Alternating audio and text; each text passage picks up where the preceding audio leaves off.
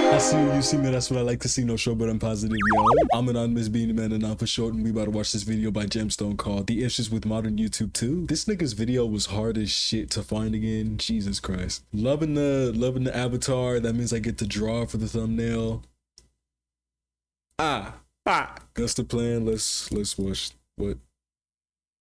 That's the plan, watch the show me off. Alright, so let me immediately address this real quick. If you haven't seen part 1, you don't have to worry. It isn't necessary to understand this video, but it is recommended. And do keep in mind that there is a change in quality between that video and this one. Anyways, I hope you enjoy. Back at it again, bruh. YouTube is a flawed platform with a plethora of issues, be it irresponsible or predatory creators, mob mentality, botted comments, obsessive fans, and much, much more. You really can't catch a break on this site. Even though YouTube's biggest issues have been addressed separately by many different creators before, in this short series, I've decided to tackle multiple at once. Whereas in part 1, I mainly focused on the worst of the worst, this video, I plan on going over the smaller issues caused by creators and viewers alike.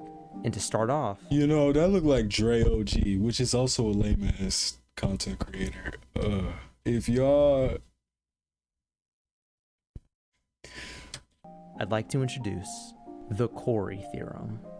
The thesis that, given enough growth, one's audience becomes too big to control. Now, no hate on the GOAT, of course. Yeah, he's up there beyond PewDiePie, I would say. I just know the black people love him. Corey Kenshin is a legendary creator. I know him, I love him, and I'm willing to take a big ol' read here, just a big ol' gamble, and say that you know him and you probably enjoy his content as well. And despite the description looming behind you and I do believe for the most part as well. And despite the description looming behind you and I do believe for the most part, Corey has built an overwhelmingly... This shirt he has on, I seen it on Shein. I want it. Supportive and positive community for himself. However, just like any other community, there will always be a Steven Universe for himself. However, just like any other community, there will always be a multitude of people weighing it down. Toxic fans and meat slurpers who harass Corey and others because, shit, how should I know? They can't help themselves. They're animals. And speaking of animals, I remember this video coming out like a couple months ago of some fan approaching Corey at a zoo. And it's like shit like this makes me feel like, oh, that's how Beyonce feels. Cause if I seen Corey in public, I would just be like, hey Corey. I wouldn't even ask him for a picture unless he would be like, you don't want a picture? I'd be like, actually, yeah. Cause he's just another regular nigga. He has a platform. That's nothing. I'm not trying to diminish his success. Duh. But I don't know. He pisses and shits just like the rest of us. I'm not gonna be like, Corey, when are you coming back to YouTube? Corey. Like, okay, first of all, back the fuck up. Second, fuck all y'all niggas. I'm staying gone for as long as the fuck. Like, this nigga put that work in, okay? He is becoming rich off of your guys' free time. Corey, I love you, but samurai. Baby, y'all getting finesse. When he pops back out with a baby mama and like 4 kids, nigga, and a ring, bitch. Oh yeah. Oh yeah. And doing what I can only define as like pressing him over not posting. And which is lame as fuck. Go to fuck home. Do something. Aren't you hungry? Go eat. Fuck. I'm fucking up my setup. To be an armchair psychologist, but does this seem like the face of someone who's comfortable to you? Also, quick edit here. While I was recording, I decided to look up the video, and I come to find that there's a second one. There's a second one, like, of Corey at the zoo. Same clothes and everything. This happened the same day. And it's just him being swarmed by, like, a crowd of jits, bro. Like, a whole fucking battalion of Cocomelon cadets. And these kids are like, and that's what I don't like. Like, I fuck with support of all forms, but that's the thing. You don't have to cater to the child fan base if you happen to attract it, but you do have to be mindful. And it does suck because it's like, fuck, like, shit. Little niggas I don't even know is looking up to me and shit. And that's why I'm not having kids. They're getting in his personal space. They're yelling at him. Where have you been? Where have you been? Where have you been? At fucking home. Like, y'all niggas are beating doonies, outs, bro. What that was weird. The thing that upset me the most about these videos is how the community decided to respond to it. When I tell you that my recommended blew up with videos talking about how Corey is coming back because of this, when it's like, no? In that video, the guy recording told Corey, Tell him we ain't getting no more vids, bro. It's over with. And in response, Corey said, this makes me cringe. It's just like, yeah, I'm retired, I'm over it. And he's gonna be like, oh, Corey, no, Corey. It's so corny. Oh, leave me alone. Shut up talking to me. Ah! Y'all get some videos. Ah! And after watching, I took that as Corey going something like, this dude's asking about content. I already know he samurai sliced that like button. Let me just give him a filler answer so I can get back to enjoying my day. Whereas everybody else took it like, they want videos. They gon' get videos. These suckers don't know. I have 10 videos locked away in the vault. I'm about to release these jumps right freaking now. And it's like, can't you read the damn room? It's not like Corey ever said he was retiring. He just decided to take a break is all. And it's like the second I thought he did say when he hits 10 mil, he's gonna retire. But he ended up hitting like double that. So his channel, everybody starts blasting. That's why I said he's gonna not only not retire, he's gonna pop out with a family. He's getting rich on y'all's free time. Fanfare, expectantly awaiting for his arrival.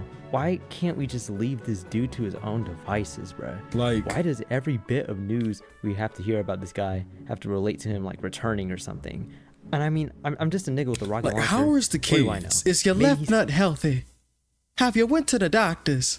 Completely fine with it. But if I were in that same scenario, I promise you I would crash the fuck out.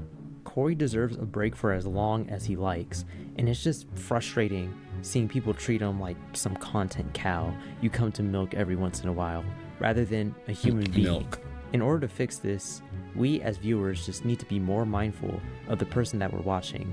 These creators have their own lives and responsibilities to uphold outside of YouTube, and something as innocent as a viewer's support shouldn't feel like a source of stress for any creator. So, yet again, I don't know how to move on to our next topic. So, just hear me out for a bit. Is this nigga I fucking despise AI, and I know it's a little hard to believe considering what you just witnessed a minute ago. But it's like, sure, it's nice to listen to Patrick sing "Never Would Have Made It" every once in a while. You know, I have yet to hear any of these cartoon AI video song shits. It just makes me cringe the thought of it, so I don't click into it. And then that Patrick one that was going viral on TikTok. Oh, shut up. Everybody shut up. Shut up, everybody. I too agree with the notion that AI is an abomination. It needs to be destroyed. It's fire, but well, like, certain everything else don't piss me off, bruh. AI scripts, AI bots, AI art, hell no, bruh. And sure, I'm a bit biased because if you couldn't tell, I am an artist. Follow my Twitter. And I could go off for days about how AI poses a constant threat to people like me. But that's not the point, no. The reason I'm talking about all of this is because there so happens to be a nasty little goober that has already begun to dabble with AI content himself. Some of you may have pieced this together already, but let me introduce you to our next topic, the Kwebbelkop theorem. The thesis that AI content will become more prominent on the platform over time. When your boy was but a wee little lad, Kwebbelkop blew up in popularity. And I can't say for certain the content that he used to post, because I'm gonna be real, I'm not about to ruin my recommended on YouTube looking up his old ass videos. Fuck I look like. But from what I've heard, his content used to consist of gaming and collabs with other YouTubers, and that shit did numbers. And anyone would assume that formula of his would continue to be successful. Despite that, apparently Quibble still yearned for a little bit of spice. So what does he do? Does he A, switch up his content, B, make content for a more mature audience, or C, I'm not even gonna write it down. You know what he did? He made an AI generated channel, bruh. After this abomination of a channel began to receive backlash, Quibble, being the genius that he is, decides to Didn't I just say AI was an abomination? double down on his efforts, announcing his plans to shovel out even more channels in the future. And after he continued to get backlash after that, he doubled down. He looks like somebody took his eyes and just shrunk them into his head and just sunk them in. You just look goofy as shit. Again, he doubled down squared. How many times do we have to teach you this lesson, old man? Basically, he employed his AI. Basically, he improved his AI so that instead of looking like a fucked up Baldi's Basics character, it now looks just like his papa. What an achievement. This is The fake. cycle of getting butthurt over people clowning on him continued for a while, until he seemingly took the hint and reverted back to making real content, at least for now. But he's still keeping the AI thumbnails fucking classic. Quibble Cop may have been stopped this time, but I have to say, his AI endeavors really opened my eyes. Of course, it was easy to tell the difference from his AI and genuine content, so even if he hadn't said anything, people would still be able to point out the lifelessness in his videos. But one thing about AI is, it's always evolving. In only that year or so of him experimenting on it, he was able to improve the AI alarmingly quick, and with enough time, there may even come a point where we wouldn't even be able to tell the difference anymore. And that is truly terrible. I've seen a picture of, okay, I've seen a few pictures. One of them was Beyonce out in the ocean drinking wine. It was fake. It was an AI image. And then there was an image of Nicki Minaj, JT, and Doja Cat. And I was like, oh shit. What? It was fake. It was fake as shit. Terrifying. But do you want to know what I find more scary? Being tied down to making a specific type of content. Oh my lord. We've all heard this story. You make a specific type of content, you blow up, you try to switch things up, you fall off. That's horrifying. That is a horrifying cycle to me, especially considering my plans for the future. You think I want to be tied down making video essays every day? Fuck no. Do you see me? I'm just a guy. I'm just a silly little guy. I want to be free. I want to be cringe and free. I don't want to talk about serious shit all the time. But the thing is at least I have the option to make that decision for myself. Sadly enough, that's not a privilege every creator can afford. And if there's any proof of that, then it's from the head of our next thesis, the Ryan theorem. That's why I'm not signing no paperwork. That creators may be at risk of being locked into a single form of content. Oh, this is little boy. Ryan's My nephew world watches is a Tam. I just sigh when I make mistakes like that. Ryan's world is the saddest channel on this platform. Not because Ryan has done any sort of wrongdoing himself, no, but because the people behind his channel are simply refusing to let their mascot son retire. You're going to see me get a little heated during this theorem because this situation is just truly disgusting. Well, go ahead and let it out. Ryan started making kids content in the form of toy reviews at the age of 3 years old, where he would see a massive success on his channel. And by all means, everything was chill. Bro was a kid doing what he loved and getting a bag for it. That's nothing but a W. Surely, whenever he felt like enough was enough, he'd be able to stop and move on with his content, right? Ryan is currently 12 years old, and not long after this video comes out, he'll be 13. Ryan is still making kids content. I wonder who's to blame here.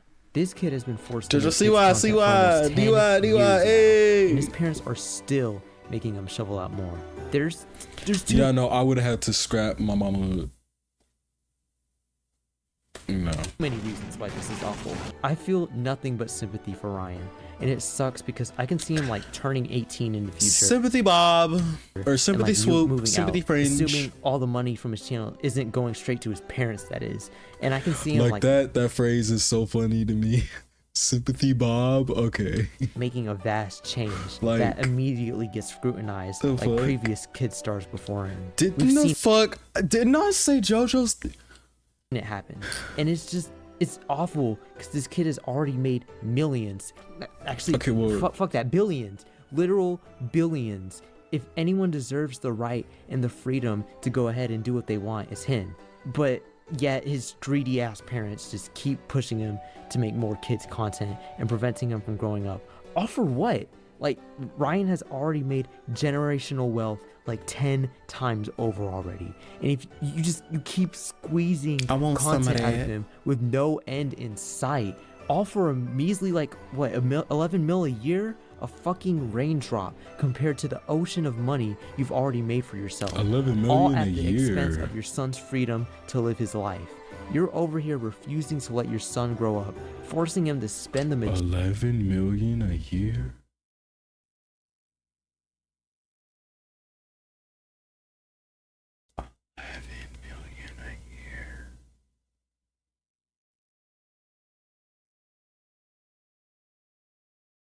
Is he exaggerating this or is he dead ass?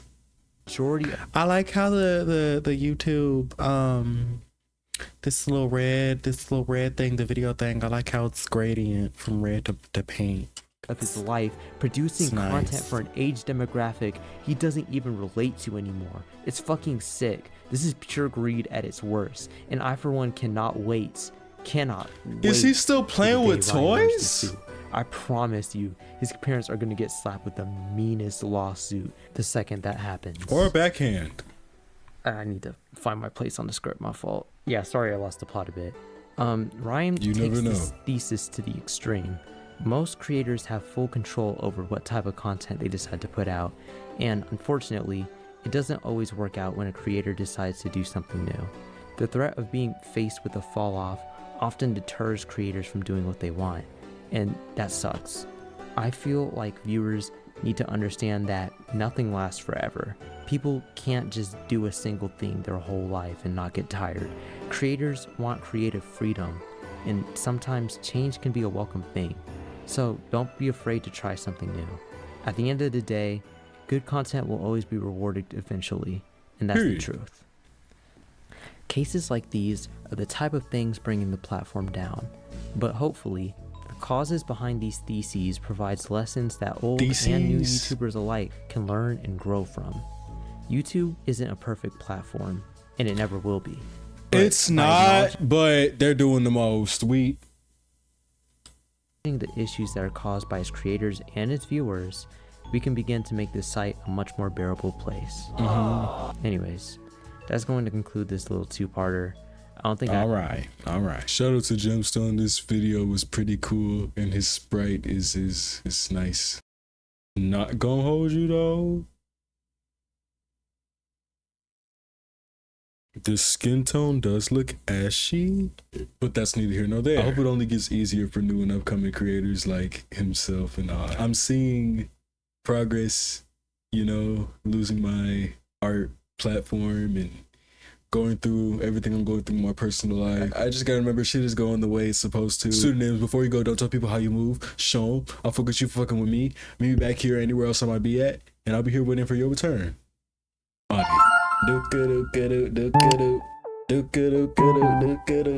Trying will always be good enough because I had enough will to do so. Since we bout to close out, I do an improv. Plus that nigga stoning me cause I'm rock hard. Bout to get exclusive, do something to get your rocks out. And I'm telling you all of this cause it's what? Improv. Surprise, bitch. At the end of the credits, bitch. More than a name and some ambience, bitch. More than some gamma and some edits, bitch.